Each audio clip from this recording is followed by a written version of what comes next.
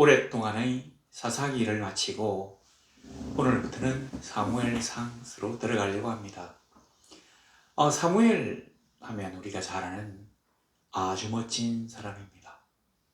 사사와 선지자와 제사장의 직무까지 수행했다고 하는 굉장한 인물이죠. 그리고 마지막 사사이면서 왕을 세운, 그러니까 사사 부족 연맹체에서 왕정으로 넘어가는 그 과정에서 큰 역할을 감당한 인물입니다. 근데 이 사무엘이 처음부터 순탄하게 성장한 것은 아닙니다. 에브라임 산지 라마다임 소빔에서, 그러니까 라마다임 초핌에서 엘가나라고 하는 사람이 살고 있었는데, 이 사람은 한나와 버닌나라고 하는 두 여인과 같이 살고 있습니다. 아마 한나가 첫째 부인이고 버닌나는 글쎄요, 둘째 부인이라고 해야 될지 첩이라고 해야 될지 그런 식으로 있습니다. 근데 이 엘가나가 한나를 매우 사랑하긴 했지만 한나에게는 애가 없었습니다. 아기가 없었기 때문에 또 아마 버닌나하고 결혼을 했던 것 같아요. 근데 이 버닌나는 이름 자체가 벌써 살찐, 기름진 또는 다산의 이런 뜻이 있는데, 글쎄 이게 어렸을 때 자기 부모님이 알고 지은 건지 아니면 나중에 이 여인이 좀 뭔가 좀 뚱뚱하고 애도 많이 낳고 이래서 이렇게 이름하게 되었는지는 모르겠습니다. 여하튼 이 버닌나는 아들들과 딸들, 그러니까 적어도 4명 이상의, 아니지, 이스라엘식으로 한다면 6명 이상의 아이를 낳은 겁니다. 왜냐하면 이스라엘은 복수는 3 이상부터 시작되거든요. 그러니까 뭐 단수, 2개는 쌍수, 3 이상부터를 복수. 근데 이 글이 전부 다 복수형으로 쓰여졌어요. 그러니까 한 6명 정도의 그 자식을 낳았다는 말입니다. 뭐 더 이상일 수도 있습니다. 자, 이렇게 되니까 이 버닌나가 비록 2번째 부인으로 들어오긴 했지만 한나가 아이를 낳지 못했기 때문에 한나를 은연중에 무시하고 좀 멸시하는, 그리고 자기가 자식이 많기 때문에 식사 시간에도 한나는 소외감을 느낍니다. 보면 이 아이들이 그 아빠와 엄마 곁에 둘러앉아가지고 제잘제잘 떠들면서 식사를 하는 이런 모습이 무자한, 그러니까 뭐 아들, 딸이 아무도 없는, 자식이 아무도 없는 한나에게는 큰 슬픔과 좀 한으로 다가왔던 것 같습니다. 근데 이 그 엘가나는 에브라임 산지 라마다임에 살고 있지만 이 라마다임을 나중에는 라마라고 해요. 사무엘이 몇 군데 지점을 돌아가면서 순회 재판도 실시하고 이렇게 다스렸는데, 그때 이 라마라고 하는 곳에 와서 또 재판을 하거든요. 여하튼 이 라마에서 살고 있긴 했지만 이 엘가나는 레위인입니다. 근데 여기 보니까 그 여로함의 아들이요, 엘리후의 손자요, 도후의 정손이요, 숲의 현손이다. 이 숲의 현손, 이 숲이죠. 라마다임 소빔이란 말이 쇼핌이라고 돼 있어가지고 바로 요 숲, 사람들이 사는 곳이라고 하는 뜻입니다. 하여튼 이 라마다임이라고 하는 곳에 살고 있는 걸 보면 이 사람은 제사장 집안은 아니에요. 그리고 레위인인데, 레위인에게 48개의 그 전국적으로 흩어진 성읍을 주어부는 여기서 그 하나님을 섬기는 법을 백성들에게 지도하도록 했답니다. 그런데 이제 그런 출신이기 때문에 조금 전에 제가 뭐라고 했습니까? 사무엘이 사사와 또 선지자와 그 제사장의 직무를 감당했다고 했는데,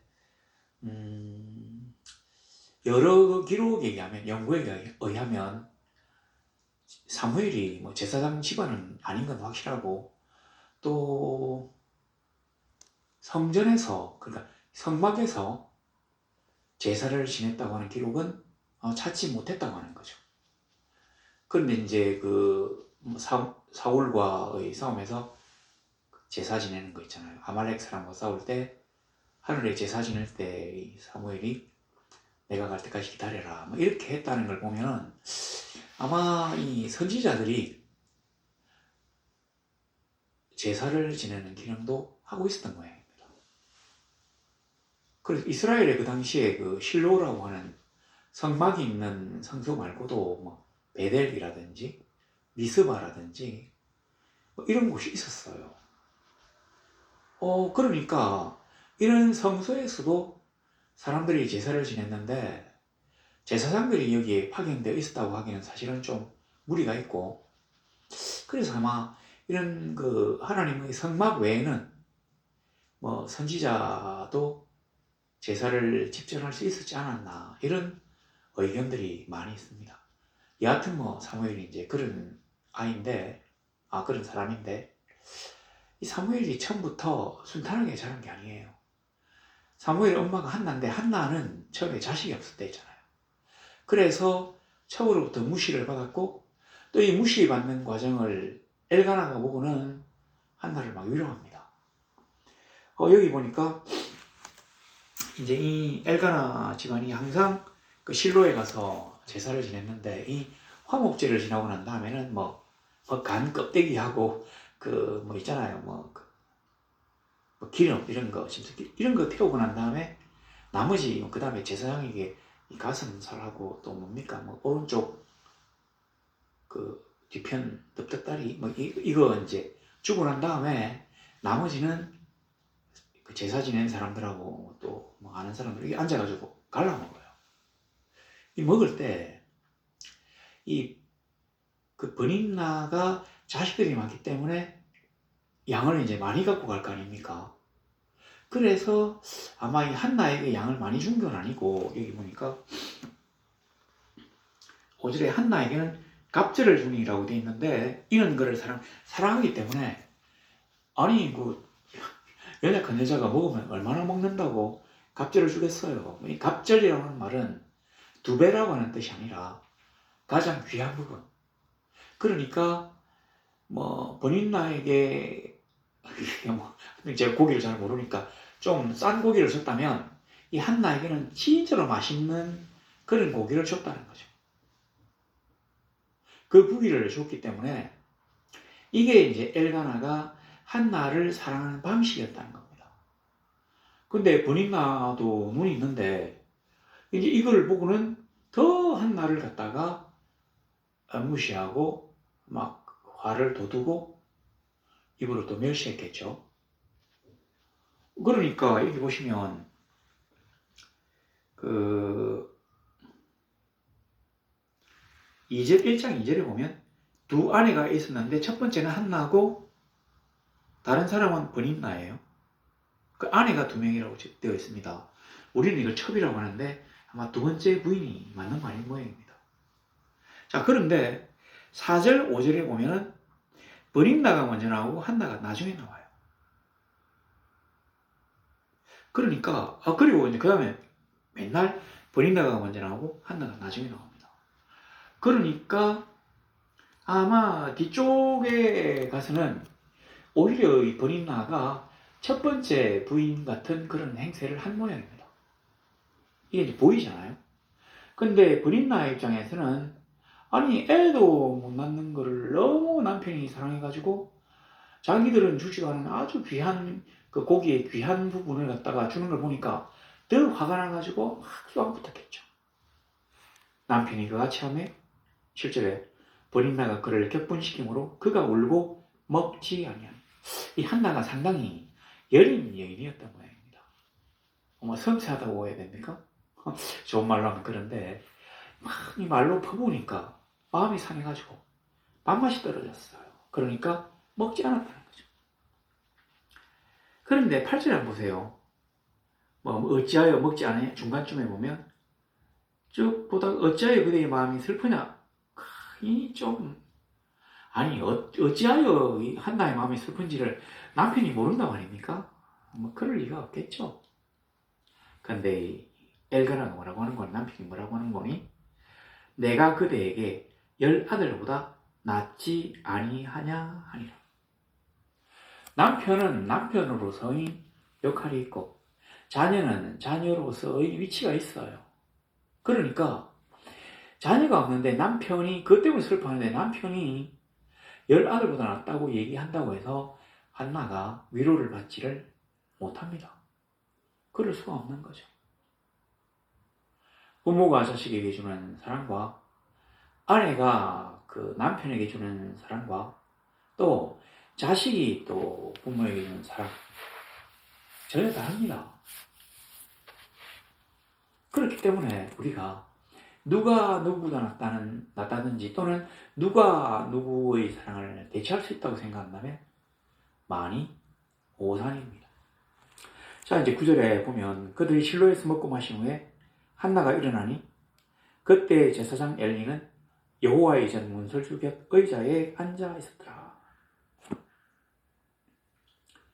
한나가 마음이 괴로워서 여호와께 기도하고 통곡하며 먹고 마신 후에 한나가 일어나니 이게 그 먹고 마시고 난 다음에 잘 먹었다고 일어났다는 얘기가 아니라 그 화목 제물을 나누어 먹고 마신 후에 한나가 기도하러 일어났다는 얘기입니다. 그 유대인들은 기도할 때는 서요. 그리고 말씀을 들을 때는 앉습니다. 물론 설교하는 사람, 그 가르치는 교사도 앉아요. 예수께서 산에 올라가 앉으시니라고 하면 이제 가르칠 준비가 되었다는 얘기, 설교할 준비가 되었다는 얘기기도 합니다. 한나는 이제 기도하는 거예요. 이때 제사장 엘리가 그 전 문설주 곁 의자에 앉아 있었답니다. 그냥 나이가 많아가지고 휴식하려고 앉아 있었던 게 아니에요.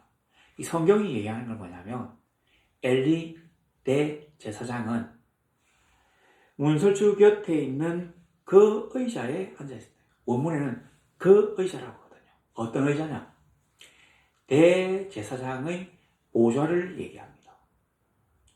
가령 우리는 이제 개신교니까 그런 게 없는데 천주교에서는 주교좌 성당, 대주교좌 성당 이런 거 있잖아요. 아마 그 주교나 대주교가 앉는 의자가 있었던 모양입니다. 대제사장이 앉는 의자가 있었어요. 보좌가 있었어요. 왜냐면 이 당시에는 왕이 없으니까 대제사장이 세습지로는 제일 높은 사람이거든요.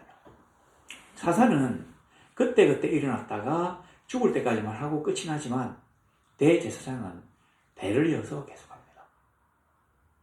그 대제사장이 보좌에 앉아 있었다는 얘기가 뭐냐면 엘리가 대제사장의 직무를 문설주 곁에서 행하고 있었다는 얘기입니다. 성막에서 이제 한나가 일어서서 기도하는 모습을 대제사장인 엘리가 자기의 직무를 하면서 쳐다보고 있었던 거예요. 자, 한나가 마음이 괴로워서 여호와께 기도하고 통곡하며 서원하여 이르되, 이거를 갖다가 막 소리를 내서 기도한 게 아니라 입을 다물고 속으로 기도했던 모양입니다. 근데 진짜로 중요한 얘기가 나옵니다. 11절의 중간에 딱 보면 여종의 고통을 돌보시고 뒤에 보세요. 나를 기억하사 주의 여종을 잊지 아니하시고 쭉 나와요. 나를 기억하사 잊지 아니하시고 그 기억해 달라는 말이죠. 샥 갑니다.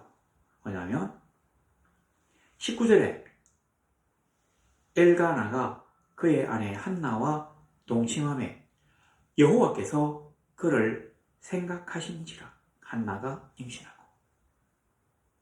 그러니까 이때까지는 하나님이 한나에게 별로 관심을 기울이지 않으셨어요. 그리고 오히려 한나에게 그의 태를 닫으심으로 저주를 내리신 거나 마찬가지입니다. 왜 그랬을까? 그건 우리가 알 수 없어요. 아마 한나로 하여금 이 자식을 하나님께 드리도록 소원하게 하시려고 그랬는지도 모릅니다. 대개 보니까 이게 자식을 못 낳는다고 막 열심히 기도하거나 이렇게 해서 난 아이는 귀하게 되는 경우가 많이 있더라고요. 이 아이가 너무 귀하니까 얼마나 부모가 이 아이를 막 애지중지하겠습니까? 그런데 하나님은 또 이 아이를 자기에게 바치기를 원하셨어요. 자, 그랬는데 이 11절에 한나가 뭐라고 하는 거니? 아들을 주시면 내가 그의 평생의 그를 여호와께 드리고 삭도를 그의 머리에 내지 아니하겠나이다. 이 말은 평생 나시린 서원을 했다는 얘기입니다. 삼손이도 이제 그랬는데 이 나시린 서원에는 술을 마시지 않는다. 더러운 것에 부정한 것에 접촉하지 않는다. 이런 게 있어요. 여기는 이제 이렇게 삭도를 그의 머리에 대지 아니하겠다만 있는데 그 헬라어 역본 있잖아요. 그 구약 성경의 헬라어 역본.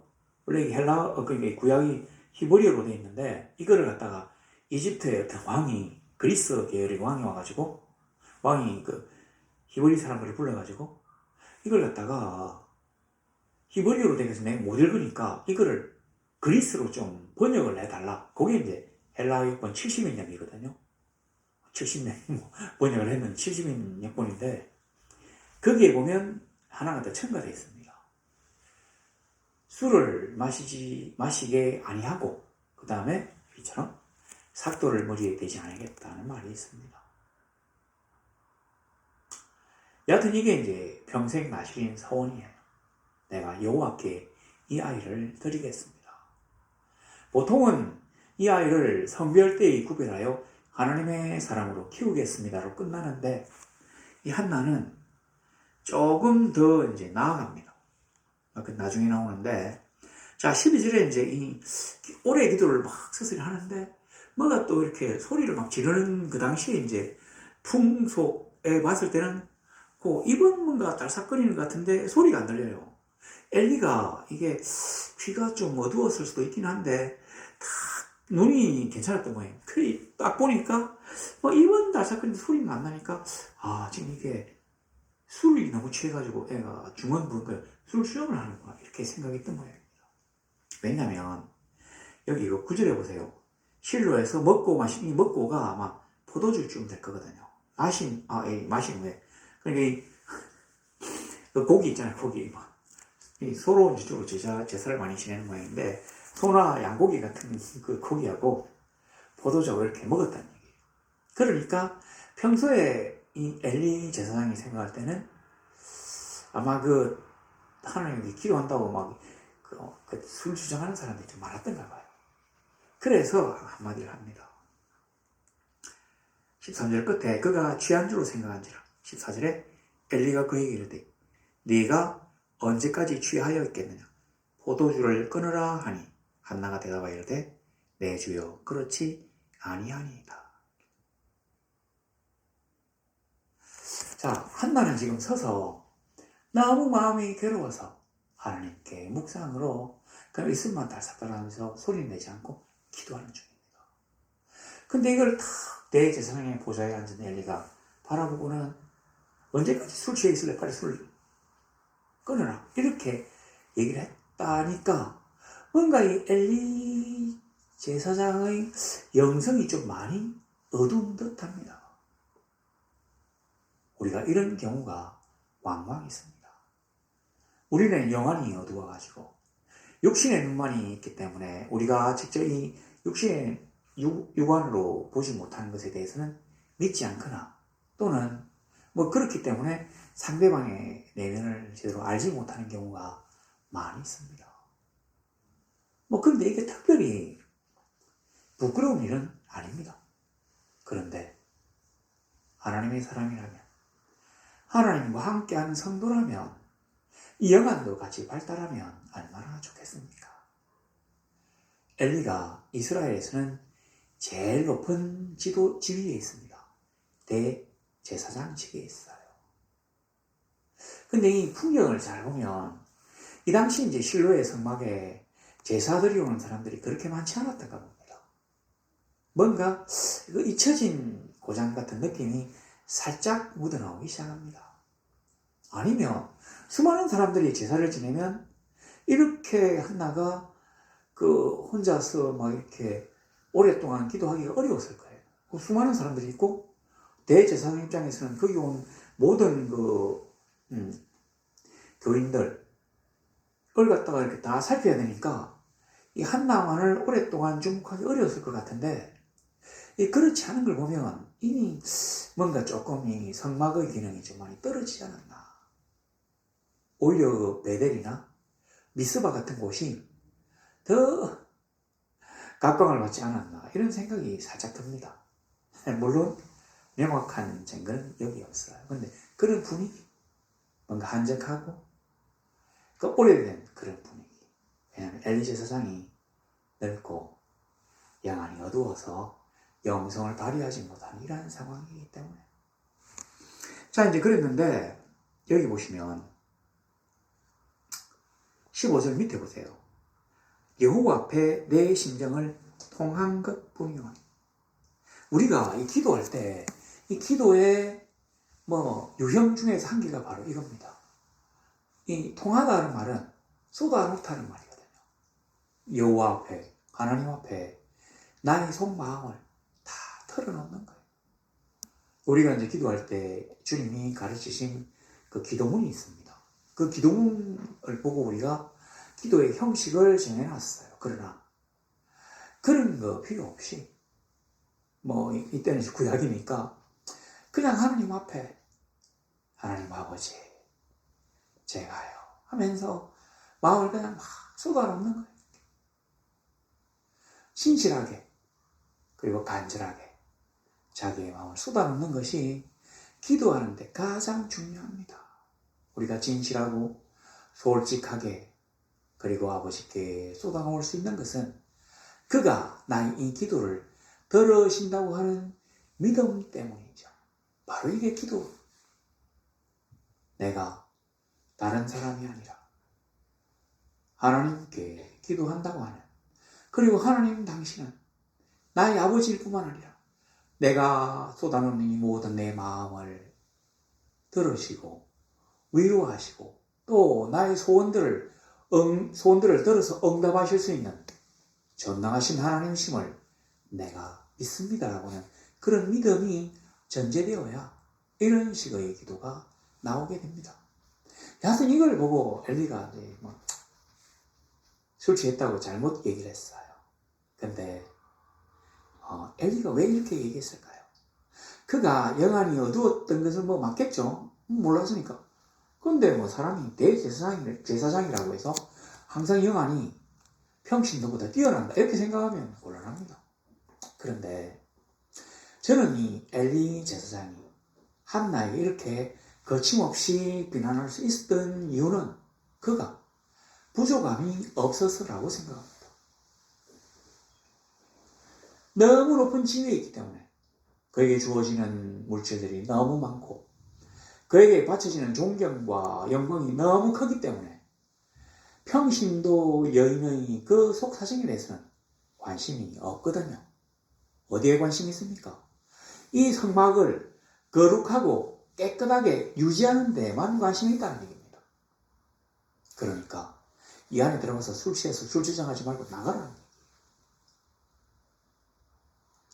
제가 그래서 대형교회 목사님들 조금 비판하는데 비서들이 있어요.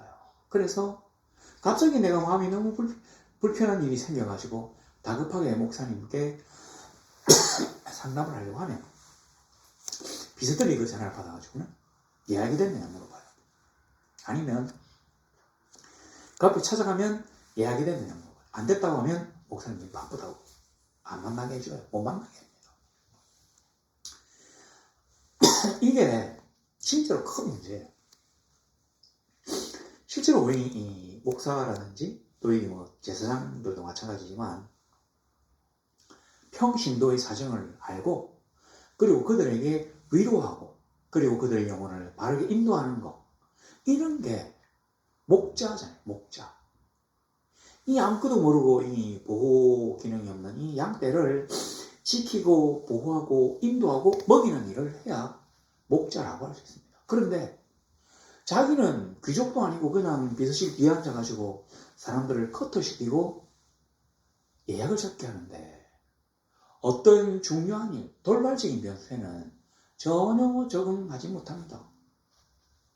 항상 이렇게 며칠 있다가 그러면 내 마음이 너무 간절해서 내 마음속 깊은 곳의 고민을 바로 그 시간에 털어놓고 싶었는데 며칠 지나는 바람에 그냥 마음이 닫혀버려요. 그러면 이 마음이 강팍해지기 시작합니다. 혹시라도 이런 사람들이 많이 경험하고 세상으로 나아간다면 그리스도교, 기독교에 대해서 원망하고 비판하게 될 것입니다. 내가 하나님으로부터 특별히 사랑과 은혜를 더 많이 받아가지고 그 자리에 앉았다면 더 열심으로 더 낮게 사람들을 섬겨야 합니다. 그런데 보면 이 개척교회 목사들은 뭐 성도 한 명이 필요하니까 막 열심히 알아보고 물어보고 막 같이 기도하고 또 직접 일도 해주고 뭐 돈도 막 이렇게 막 이리저리 빌려가지고 주고 뭐 난리를 쳐요. 그런데도 사람들은 이거는 실패하게 생각해요. 네가 뭐 교회가 작으니까 충분히 그래야지. 큰 교회 목사는 그렇게 안 해도 이 목사님이 뭐 좀 잘못된 거예요. 하나님은 결코 그런 사람들에게 자기의 많은 양 떼를 먹인 것을 기꺼워하지 않으실 것입니다. 바로 이제 엘리가 그렇기 때문에 나는 부족한 게 없어요.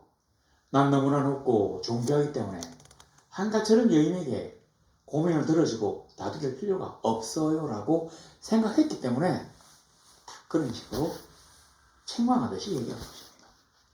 그러니까 이제 한나가 이제 그렇지 않습니다 라고 얘기했어요. 하는데 16절 보세요. 당신의 여종을 악한 여자로 여기지 마옵소서. 자, 이런 말은 뭐냐면 악한 여자, 이게 이제 우리가 주목해야 되는 말인데 악한 여자는 벨리알의 딸이란 말이에요. 벨리알의 딸들. 그 사사기 기편에 보면 기브아에서 기브아의 비류들이 그 레위인의 그 첩과 그 아내와 또 레위인 그 집안에 가지고 어떻게 하려고 하잖아요. 그때는 이 비류라고 하는 말은 원문에는 벨리알의 아들들이거든요. 여기는 벨리알의 딸들이에요. 이 벨리알이 뭐냐? 사탄이. 사탄의 이름이 벨리알, 디아블로스. 이게 이제 같은 말인 것 같아요. 아마 스페인어로 뭐 이런 식으로 이제 사탄, 디아블로스, 여기 그 벨리알. 그러니까 악이라고 하는 게 나쁜 일이라고 하는 게 사탄으로부터 온다고 하는 게 여기 나와 있습니다. 그래서 우리가 나쁜 짓을 한다면 이거는 하나님의 전에 들어올 수 없는 사람이에요. 그러니까 한나가 엘리에게 그렇게 얘기한 것이에요. 나는 벨리알의 딸들이 아닙니다.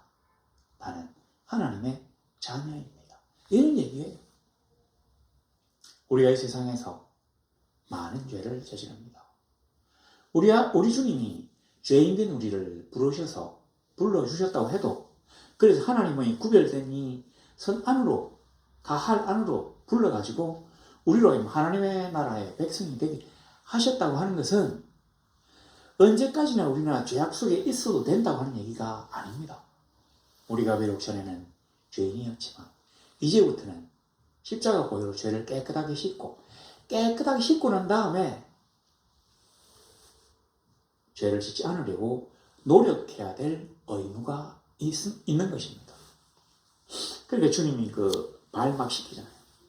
목욕했는데 그럼 발이라도 씻어, 손이라도 씻어. 아니면 너 여기 들어올 수 없어. 그 말이. 이 한나가 이제 엘리에게 이렇게 얘기하고 자기 사정을 쭉 얘기를 했어요. 자, 그러니까 엘리가 대답 17절에 평안히 가라. 이스라엘 하나님이 내가 기도하여 구한 것을 허락하시기를 원하노라니. 18절에 이르되 당신의 여종이 당신께 은혜의 길을 원하나이다 하고 가서 먹고 얼굴에 다시는 근심빛이 없더라. 자, 여기서 보면 약간 이제 엘리에게 안타까운 면이 하나 보입니다. 보통 요즘에 목사 같으면 막 기도하는 여성들을 보고 그래 어떤 일로 기도하세요라고 물어볼 수 있는 것 같습니다. 오랫동안 그러면 이제 목사님이 이런 문제가 있는데 기도해 주세요. 이렇게 해서 그 구체적인 사정을 듣고 이 평안을 빌고 이랬다면 참 좋았을 것 같은데 엘리는 그 정도까지는 나가지 못해요. 평안을 빌었다는 말은 그냥 샬롬이에요. 평안히 가라. 평안이 왔느냐? 평안해라. 샬롬. 뭐 만날 때 헤어질 때 하는 인사예요. 그냥 샬롬. 평안을 빌고 그 다음에 뭐 하냐면 하나님이 네가 기도하여 구한 것을 허락하시기를 원하노라. 그게 피상적입니다. 그래서 제가 어떤 일인지도 모르고 그냥 냅다 사람들에게 기도하겠습니다 하는 것은 약간은 조금 좀 무책임한 게 아닌가. 어떤 일 때문에 그런지를 좀 듣고 그리고 기도하고 난 다음에 뭔가 할 수 있는 걸 조금 더 해주면 참 좋겠어요. 그냥 뭐 때문에 이 사람이 지금 슬픈지도 모르고 뭐 그냥 네가 기도해 구한 것을 허락하시는 거야.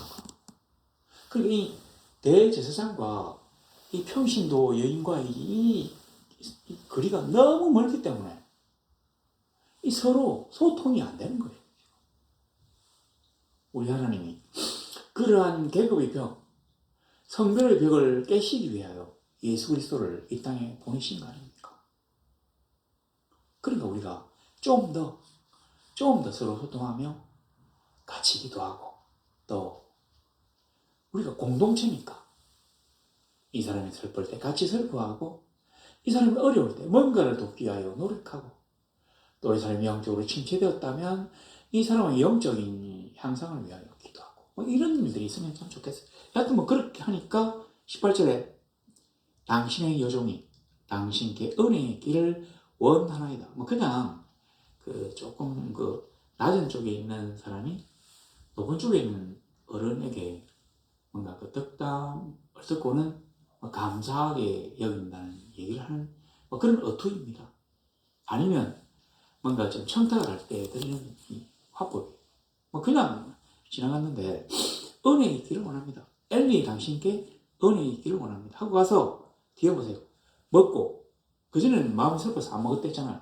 밥맛이 떨어지고 못 먹고서도 울고 기도했잖아요. 그런데 먹고 얼굴에 가시는 건심빛이 없더라. 이게 이제 우리들하고 많이 다릅니다. 옛날에 우리는 어떤 일이 이제 일어나서 막 기도해야 되면 그냥 기도하고 그 다음에 또 기도하고 계속 한 달 먹달부터 기도해요. 하나님이 이 기도를 딱 들으시면 뭐라 하시겠습니까? 야, 너 한 달 전에 기도했잖아. 토시 하나 안 바뀌고 똑같네. 너 29일 전에도 기도했잖아. 너 지금 계속 기도하는 거 알아? 너 그 사이에 아무 일도 안 생겼어. 나에게 할 말이 그거밖에 없니? 내가 첫 번째 네가 기도할 때 네가 다 알고 들었어. 해주려고 지금 마음 먹고 있어. 다른 얘기를 해. 이렇게 하실 수도 있습니다. 기도하고는 잊어버리세요. 하나님께 나의 모든 근심과 나의 소원을 아뢰기 때문에 그가 해결해 주실 거라고 믿고 잊어버리세요. 그는 우리를 사랑하시는 전능하신 아버지이시기 때문에 우리의 세밀한 소원과 기도를 다 들어서 응답해 주실 것입니다. 그렇기 때문에 우리가 그를 믿는 것이 그에게 숭배하며 경외하며 예배하는 것입니다. 얼마나 많은 사람들이 기도의 응답으로 해서 하나님께 찬양하며 예배하며 감사의 기도를 올렸겠습니까? 우리도 그런 사람 중에 하나가 될 수 있습니다. 그러므로 진실되이 기도하고 예수 그리스도 이름으로 기도하고 인간의 욕정이 아니라 하나님의 나라와 의를 먼저 구하고 그의 뜻에 합한 기도를 했다면 잊어버리세요. 근심을 털어버리세요. 그가 해결해 주실 것이기 때문입니다. 내 기도를 들어주시지 않았어. 어떻게 된 거야? 그렇게 얘기할 때는 하나님이 나에게 내가 원하는 것보다 내가 간구하는 것보다 더 크고 더 놀라운 것들을 들어주시려고 한다는 사실에 더 기도하십시오. 그는 결코 우리를 실망케 하지 아니하시는 분이십니다. 여하튼 그래가지고 집에 들어와서 동침하니까 그때 여호와께서 그를 생각하셨어요. 한나가 마음이 슬퍼서 기도할 때였습니다. 오 아버지, 나를 기억하사 이 종의 간구를 잊지 말아 주십시오. 이 여종의 간구를 잊지 말아 주십시오. 나를 기억해 주십시오. 그러니까 하나님이 기억했다. 그리고는 그때 기억하셔가지고 그의 패를 여셨다는 것입니다. 그래서 사무엘을 낳았어요. 사무엘이라 이름하여서 이는 내가 여호와께 그를 구하였다 하니라. 자, 그래서 이제 쭉 올라갔는데 여기 보면 이제 마지막입니다. 자, 22절에 여호와 앞에 뵙게 하고 거기에 영원히 있게 하리다 하니 뭐 젖될 때까지 있었어요. 23절 끝에 젖되기까지 보통 한 만 3살 정도가 저절되는 시기랍니다. 한 3년 정도 데리고 있고, 그리고는 올라가서 24절에 올라갈 새 수소 3마리와 밀가루 1에바와 포도주 1가죽부대를 가지고 실로 여호와의 집에 나아갔대요. 이게 이제 그 수소 3마리라고 했는데, 어떤 사람은 수소 3마리가 아니라 3살짜리 수소다 이렇게 얘기하는 사람도 있습니다. 글자가 좀 비슷하거든요. 자, 그런데 그렇게는 그 뒤에 나온 제물들의 양이 맞지 않아요. 보통 한번 제사 드릴 때 드는 그 예물이 뭐냐면 소 1마리에 밀가루 1에바의 3분의 1, 포도주 흰의 3분의 1 이렇게 드리거든요. 그러니까 3마리를 드리니까 3분의 1 3개니까 1에바, 3분의 1 흰이 3개니까 1가죽부대 이렇게 나온 거죠. 3번 정도를 드릴 수 있는 예물을 한 번에 드렸어요. 뭐 이것은 그 사무엘이 이제 3년 동안 안 올라갔기 때문에 뭐 그렇게 드렸다고도 볼 수 있는데, 다르게 생각한다면 이 한나가 너무 하나님이 베풀어 주신 은혜에 감사해서 3배의 예물을 드렸다고도 볼 수 있습니다. 하나님이 제일 싫어하는 게 뭡니까? 인간들의 행태 중에 제일 싫어하는 게 2가지가 있어요. 교만이죠. 그 다음에 엄난이죠. 그리고 또 하나는 뭐냐면 배은망덕이거든요. 하나님 아버지께서 우리에게 베풀어 주신 은혜가 큰데 우리는 그 은혜를 번개처럼 잊어버려요. 그리고 그를 섭섭하게 합니다. 그래 놓고는 내가 급하고 또 위중한 일이 있어서 아버지께 간구한다면 그가 흔쾌히 나의 기도를 들어주시겠나요? 그렇지 않을 것입니다. 그래서 배은망덕해서는 안 됩니다. 그러니까 이 한나가 자기가 너무 힘들고 괴로울 때 아버지께서 나를 잊지 말아달라고, 나를 기억해달라고 그렇게 간구했을 때 그 간구가 응답받음으로 너무 감사해서 그 아이를 아버지께 드림과 동시에 예물을 3배로 드렸다는 얘기입니다. 이 배은망덕은 사실은 교만과 통해요. 이 교만이 사탄의 아주 큰 그 좀 특징이거든요. 그래서 하나님은 그렇게 싫어하는 거예요. 교만을. 근데 왜 이 교만과 배은망덕이 통하냐면, 배은망덕은 이제 더 이상 내가 당신에게 구할 필요가 없다 이런 뜻이거든요. 자기가 부족한 줄 알고 자기가 연약한 줄 알아서 아버지께 간구했지만 이제 나도 좀 살만하다, 내 혼자도 할 수 있다 이렇게 생각하니까 이게 배은망덕이에요. 오늘은 당신 더 이상 필요 없어요. 배은망덕이죠. 다르게 얘기하면 이게 교만이에요. 나 혼자도 충분히 설 수 있어요. 당신은 필요가 없어요. 그런데 그렇지 않았다고 하는 거. 사실 이 그 사무엘 그 중에서 27절 한번 보세요. 내가 구하여 기도한 바를 여호와께서 내게 허락하시니라. 그가 거기서 여호와께 경배하니라. 우리가 이 세상을 살면서 많은 어려운 일들을 당합니다. 아주 위급한 순간과 선택의 기로에 서 있는 경우들이 많이 있었습니다. 그러나 우리가 여차저차해서 이러한 선택을 하고 오늘날까지 오게 된 것은 하나님 아버지께서 우리를 이끄셨기 때문입니다. 우리가 잘못했다면 아주 위험한 경우도 있을 수 있었어요. 그러나 하나님은 그러한 경우들을 다 비껴나게 하셨어요.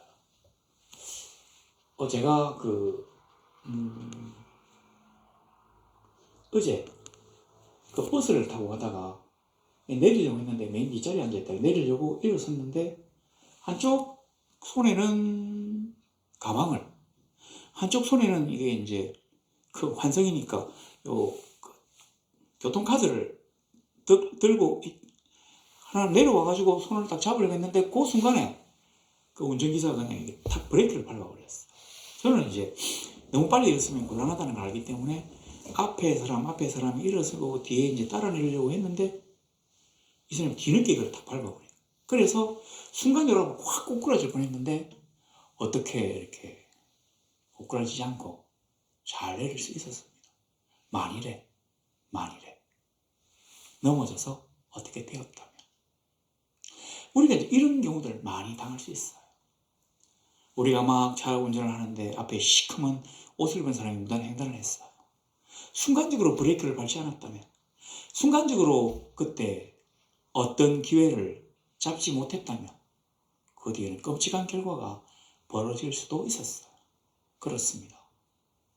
우리가 이 세상에 살면서 항상 모든 것들이 예비된 대로 차근차근 밟아서 나아가는 게 아닙니다. 어떤 일이 벌어질지 모릅니다. 그래서 우리가 지금도 나의 하나님께 나를 보호하고 인도해 달라고 기도하는 것입니다.